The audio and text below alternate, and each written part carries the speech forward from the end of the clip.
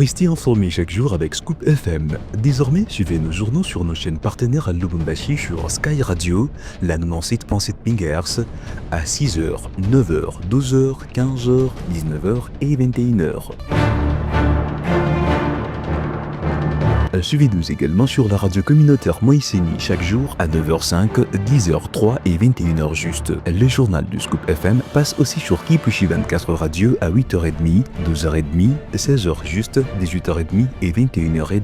Retrouvez-nous également sur Vox Congo. Téléchargez dès maintenant l'application Vox Congo pour rester informé en temps réel.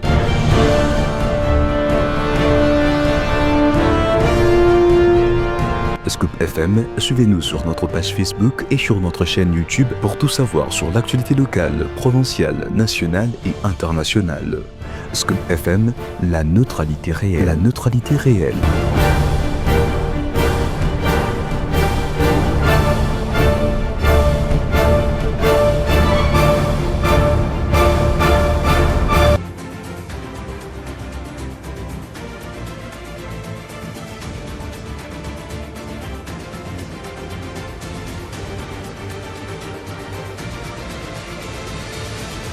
Tentative d'évasion à la prison des Calémies. Des crépitements des balles ont été entendus ce vendredi matin. Ce journal vous donnera plus de précisions. Restez avec nous. On parlera également de Martin Fayulu qui a affirmé que l'accord entre Paul Kagame et Félix Tshisekedi conclu récemment à Washington est un piège tendu par le président rwandais à son homologue congolais.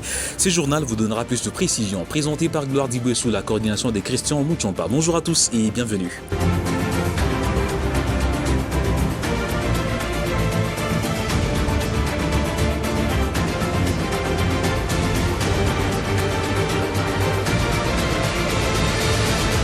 Ouvrons ce journal ici en République démocratique du Congo. Le président de la République, Tshisekedi Tshilombo, annonce la convocation imminente d'une réunion interinstitutionnelle ainsi que d'un conseil supérieur de la défense élargi. De précision avec Patrick Muyaya pour tes paroles du gouvernement. Compte rendu de la 4e réunion restreinte du gouvernement du jeudi 11 décembre 2025.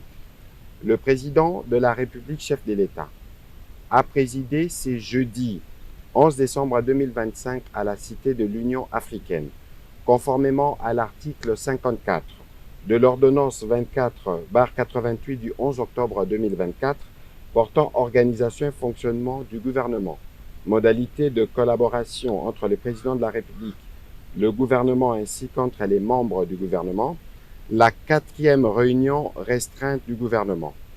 3 points étaient inscrits à l'ordre du jour. 1. Communication du président de la République, chef de l'État. 2. Point d'information. 3. Examen et adoption de texte. Au chapitre 1 du Conseil de ministres de ce jour, le président de la République avait un point unique dans sa communication. Il s'agit de l'aggravation de la situation sécuritaire dans l'Est du pays. Le 4 décembre 2025, la République démocratique du Congo et la République du Rwanda ont signé à Washington DC un accord de paix historique, fruit d'efforts diplomatiques soutenus et porteur d'un espoir légitime pour mettre un terme définitif au cycle de violence qui endeuille notre nation depuis plus de 3 décennies.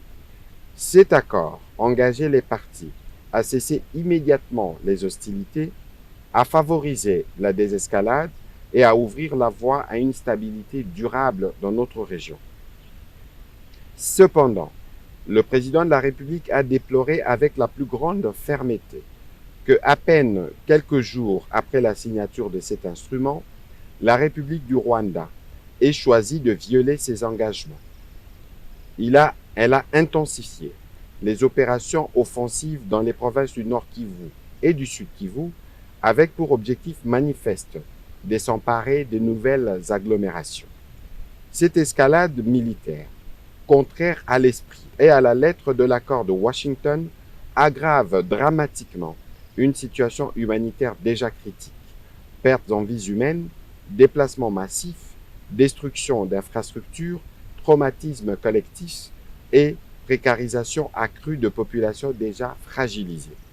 Face à cette nouvelle provocation, le président de la République en a appelé à la responsabilité et à la vigilance de toutes les institutions de la République. Et puis dans un entretien accordé à Marc Perleman sur France 24 depuis Kinshasa, Martin Fayulu affirme que l'accord entre Paul Kagame et Félix Tshisekedi conclu sous l'égide de Donald Trump à Washington le 4 décembre est un piège tendu par le président rwandais à son homologue congolais. Il accuse les deux dirigeants d'être coupables et appelle à un dialogue national inclusif au Congo, y compris avec Joseph Kabila. Suivez. C'est pas un accident, c'était prévisible. L'accord était un piège que M. Kagame a tendu à M. Félix Tshisekedi. Donc c'était prévisible. M. Kagame, voyant les sanctions européennes, les sanctions américaines depuis début janvier et la résolution 2773, donc il a voulu essayer de se sortir de toutes ces sanctions et de cette résolution des Nations Unies. Donc, il a poussé Tshisekedi à un accord qu'il ne pensait pas, qu'il n'avait pas, dans sa tête. Et aujourd'hui, on le voit qu'il préparait la guerre depuis. Il a un objectif bien précis, parce que cette guerre-là, vous le savez, c'est une guerre économique et une guerre des terres. Vous dites que Paul Kagame avait manigancé cela, mais il y a un autre acteur qui a quand même joué un rôle, c'est Donald Trump. On sait à quel point l'administration américaine a mis la pression et sur le Rwanda et sur la RDC. Est-ce que vous diriez à ce moment-là que Donald Trump a été naïf ou est-ce que, d'une certaine façon, il a été complice?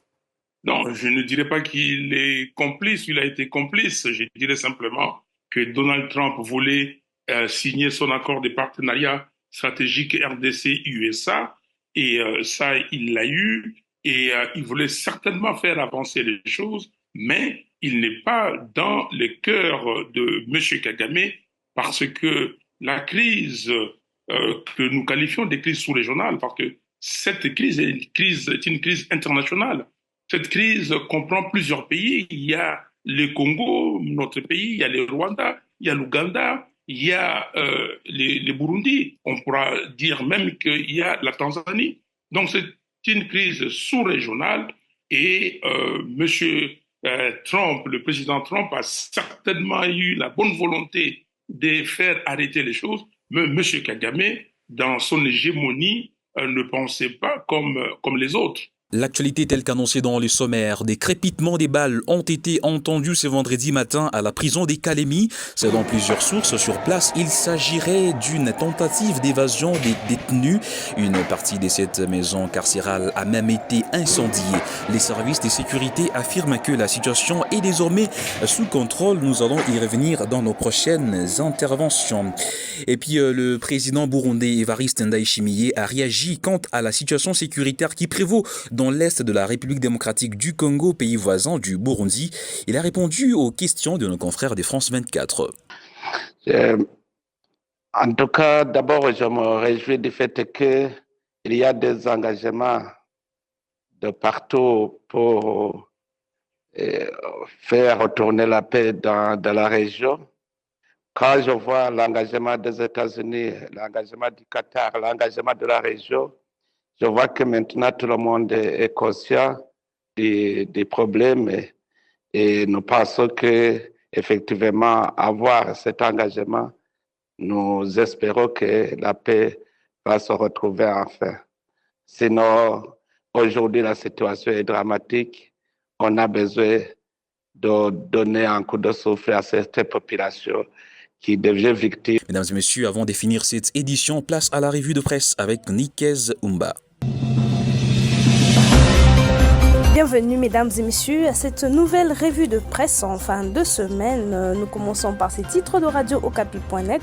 Escalade de la violence au sud Kivu. Félix Tshisekedi déplore que le Rwanda ait choisi de violer l'accord de Washington.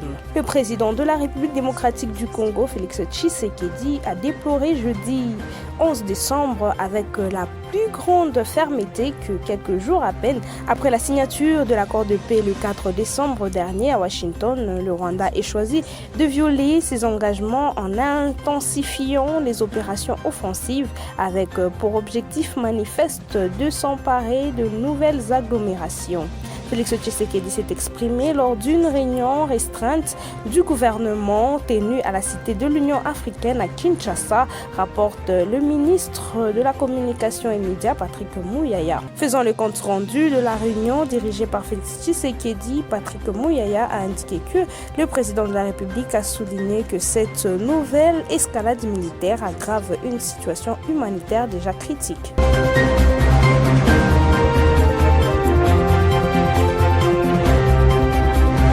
Terminons par ces titres de 7 sur 7.cd au Lomami. Les projets dédits budgétaires pour l'exercice 2026 ainsi que les dits rectificatifs pour l'exercice 2025 ont été déclarés irrécevables par les députés provinciaux du Haut-Lomami lors de la plénière tenue ce jeudi 11 décembre 2025 dans la ville de Kamina. À la suite de cette décision, le gouverneur Marmon Banza est automatiquement considéré comme démissionnaire conformément aux dispositions légales en vigueur. Après les discours du président de l'Assemblée provinciale sur cette décision de l'organe délibérant, cette situation a provoqué une fin de plénière en queue de poisson. C'est par ces titres, mesdames et messieurs de 7 sur 7.cd que nous mettons fin à cette revue de presse. Nous nous retrouvons très prochainement avec le même réel plaisir. D'ici là, portez-vous bien.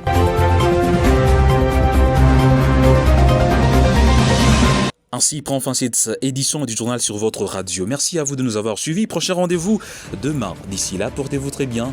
Excellent début des week-ends à tous.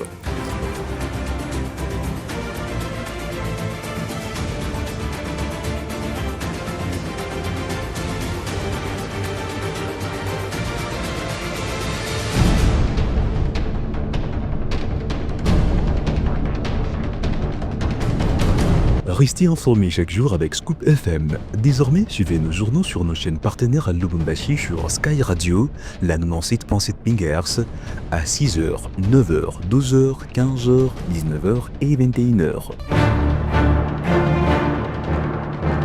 Suivez-nous également sur la radio communautaire Moïseni chaque jour à 9h05, 10h03 et 21h juste. Le journal du Scoop FM passe aussi sur Kipushi 24 Radio à 8h30, 12h30, 16h juste, 18h30 et 21h30. Retrouvez-nous également sur Vox Congo. Téléchargez dès maintenant l'application Vox Congo pour rester informé en temps réel.